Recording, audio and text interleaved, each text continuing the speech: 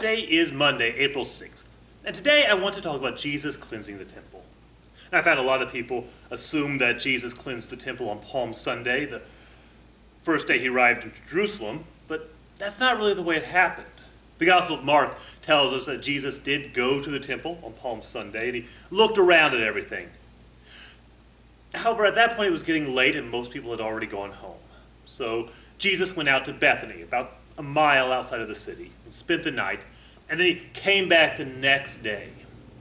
This also dispels the myth that Jesus saw what was happening in the temple and he just lost his temper and ran in there filled with rage. Now, I imagine that what Jesus saw in that temple did upset him, but he didn't let his temper get the best of him. He thought it over. He did not make a choice while he was angry. Instead, he slept on it. And then he came back the next morning ready to deal with the problem.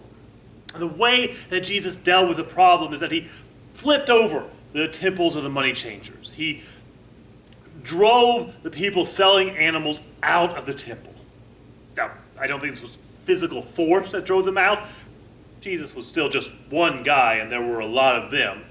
This is more likely moral force. His righteous indignity shamed the animal sellers into leaving the temple. And there are a lot of reasons I can think of as to why Jesus did this. These money changers and animal sellers were disrupting the worship of God. They were preventing people from concentrating on the Lord. They were forcing people to exchange their regular Roman coins for a specific Jewish coin. In essence, they were charging them a fee to make an offering to God. And some sources say these money changers were corrupt. All of those ideas center around one central idea. These money changers and animal sellers put money before God.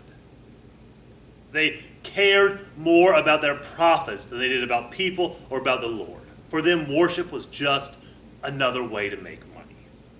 Now, that idea is still around today. We call it different things, but it's still here.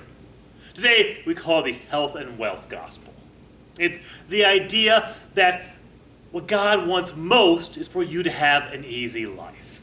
It's the promise that if you are faithful, then you won't get sick in the midst of this pandemic. It's the promise that if God favors you, then you won't struggle during this financial downturn.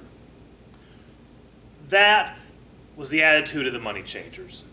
They were the ones that said money comes first. It's not the attitude of our God. Our God calls us out of the materialism of this world. Now, do pray for those who are sick. Pray for those who are anxious about their finances right now. But don't pretend that the things of this world are what matter most to God. Because God cares more about the things of the Spirit than the materialism of this world. We cannot serve two masters. We will hate one and we will love the other. We cannot serve both God and money. May God be with you, and I'll see you tomorrow.